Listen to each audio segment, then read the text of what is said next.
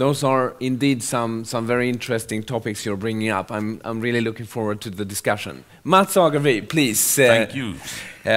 You're going to continue to speak on this theme, and Mats has recently been part of founding a new company, which is called Combient. But you have a very long experience from working in India as well, I know. So please give your view on this theme of digital India and what Combient can do in this area. Thank you, Niklas. Mrs. Ambassador, ladies and gentlemen, Namaste Salam, good evening. It's an honor to be here with all of you tonight and actually get the opportunity to talk about 3 topics which I love. It's India, Sweden, and technology. My name is Mats Agervi, and I think I am Swedish, but sometimes I feel more Indian than Swedish after 8 years in India. I was lucky enough to come down there in the beginning of the offshore industry, and I was a part of actually seeing a big major transformation happen inside companies, but also inside India. And that was the big offshore movement. And during my time there, I was lucky enough to be the manager of 2 organizations. One was Ericsson, one was IBM, which was going big time for offshoring. So we recruited, I think, 60,000 new people there during my 8 years in India. And that led to major changes for those companies. I mean, IBM today is a company where 1/3 of the global workforce is in India, 130,000 people. And for Ericsson, it means that now India is Ericsson's largest country in the world when it comes to the number of employees. So for me, this was an amazing time where you actually started more or less with a hole in the ground. And after a while, not that long, maybe a year, it was a campus with 3,000–4,000 people. It was amazing. It was the place for me where I realized that the impossible can be possible. And that is what India is to me. Today, I'm lucky enough to be a part of another major transformation. It has many names. It's called Industry 4.0, sometimes smart manufacturing, Internet of Industries, and all the other names. But all of them come back to one fundamental thing, and that is the need for digital transformation. Technologies has been there a very long time. In many ways, you could say that the technologies we talk about today is not so very new. But they have changed over the time. They have evolved and become more mature. And we have gone from what I would say an installation phase where we're rolling all of that out to a phase where we start to innovate. We start to deploy things. And as a Swede, I'm sorry to say that we have seen some examples recently where companies like Ericsson and Nokia, who were the leader in mobile phones, didn't see what really happened on the smartphone side and isn't there. And you know as well that Kodak was the one who actually invented the digital picture, but they missed what YouTube and Facebook have done with it. So we are in a time now where those, call it enabling technologies, are ready actually to start to disrupt businesses. And you know all this. I mean, I don't even need to say it, but I do it anyway. You know, if you look into Google cars, vote autonomous vehicles, what will that mean for the transportation sector? What will it mean for the cab driver? What will it mean for the lorry driver, and so on? If you look into artificial intelligence or machine learning and think about Watson or those kind of interesting things, what will they do to the healthcare sector? What will they do to the legal departments? For sure, they will change. If you look into 3D printing, that will mean that I can get my personal stuff. I don't need to be a part of this mass manufacturing stuff. I can actually get my own special, like Nike have, my own show.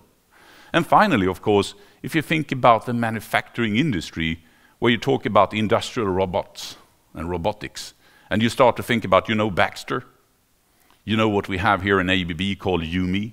It is small robotics, small robots, which doesn't need to be into this big cage anymore, which we had them before, because they were dangerous for people. Now they can work next to you.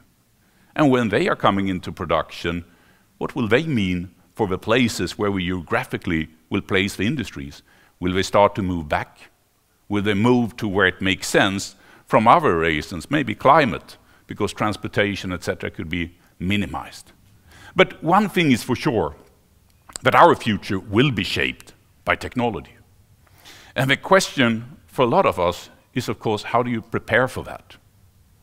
Because the fact is that if you look in today to the traditional, I'm not talking about Facebook or Google and those companies who are born into the digital age. I'm talking about the traditional industry. There are not that many real good cases on companies like that successfully have transformed digital yet. Does that mean that it's not important, that we don't need to do it? Absolutely not. I saw a report from McKinsey just a month ago which was talking about the digital disruption it will have on industries. And this is just during a 5-year period. And if you talk about the finance sector, the digital disruption will be 70%. If you talk about manufacturing industry, we talk about 40%. You're nodding, so I'm happy because then I have the right numbers, right? So I mean, this is huge impact, which will hit us not so very far off, right? 5 years is not that long time. It goes pretty fast. And if you think about it, then what do we need to do? How do we prepare ourselves? There are a lot of national initiatives around the globe. You have probably heard about Industry 4.0 or Industrial Internet Consortium. There is also mega enterprises who is doing really big things like GE, and if you take AT&T, they are doing things. But when we here in Sweden started to look at this 2014, we didn't see the real Swedish initiatives. We didn't see anything happening here. And it was the Wallenberg Group, it was Saab, it was SKF, it was Ericsson. So we started to talk about ourselves. What do we need to do? Because Sweden is for sure a big industrial country. We came up with an idea that we need to create our own ecosystem. We need to drive something by the industry, for the industry. And during less than a year, we created 3 initiatives. The first one is the Wallenberg Autonomous Systems Program, which is a research program for 10 years, funded by the Wallenberg Group, having about 1.8 billion SEK, which is placed on 4 major universities in Sweden. The key thing here is to drive research around those technologies, which actually will be the disruptors to the future. But the second part with this is also to ensure that this is connected back to the traditional industry, and thereby we have a special research program where the companies are putting in their employees to get a PhD, and then they go back again to the industry. So it's creating its own ecosystem to bring innovation back to the industry. Another thing you need is infrastructure. And thank God we have Ericsson here in this country. And Ericsson took the role to drive 5G for Sweden with the support of Vinnova. What they do is to go out to the industry and start the discussion about what will this technology mean for you and how can it disrupt what you are doing today. So we are preparing ourselves. And thereby it comes out to different new 5G solutions, making us ready for that technology. The last thing here was a joint venture, which I call Combient, and is the one I'm leading. We created Combient because we saw that there was a huge need to increase the collaboration within the industry. And based on that, we tried to find out what is the best way to do it. And we thought that it was to create actually an exclusive group of companies with members in the same company. Exclusive means that they are not competing and that they actually want to work together. So we created Combient as a joint venture, and it's funded by the owner. So it's not a traditional company. It's actually not about making money. It is about supporting its owners, its shareholders, to make a digital transformation. The companies here is Atlas Copco, SEB, Investor, Saab, SKF, Electrolux, Stora Enso, LKAB, FAM, which is the Wallenberg Group, Sigma, Ericsson, as well as Atlas Copco. So it's large, huge players. We see this as a way to actually attack the digital question together, because we don't believe that one company alone can handle this big disruption. You do it better by working together. We also see it, of course, as an opportunity for us to come together. I mean, we talk about a group of companies with $100 billion in turnover and more than 370,000 employees, who actually can make an impact on the market as well as the vendors. What we do is actually to work together, to share knowledge, to share best practices. And we do that through 2 different focus. One is, of course, to work with all the cool digital stuff which exists there, right? And here I'm a believer that the industry needs to understand that it can utilize the same greatness which we have seen the startups using today. And I'm talking about the cloud technology, which takes down the barrier to startup software development, the open source, which gives you access to everything, and the internet world. And if they start to use that, the step to go from being a hardware company to a software company is not that big. But we need to foster that and show the way. And we do that by having a joint experimentation and innovation arena where we build up and do different POCs and demonstrators just to show on an industrial problem how new technology actually can solve that. The second part, which maybe actually is more important than the technology, is that we together is trying to build up the leadership capability needed to envision and drive change. Because I don't see digitalization's biggest blocker being the technology. It is us as people and to drive that transformation. And that one has to start from the top, from the CEO who builds a vision, and it has to be executed throughout in the organization, through a strong governance, through engagement of the people, and that they are working together. We have done this now for a little bit more than a year. And I must say that I'm stunned how the industry actually have come together during a very short time. I'm amazed by seeing how much it starts to mobilize, and all those companies you have here is now running their digital agenda. It's there, it's an executive priority. And last, I'm amazed as well about how well this unique collaboration model works. But it proves to me that the best way to attack this is collaboration.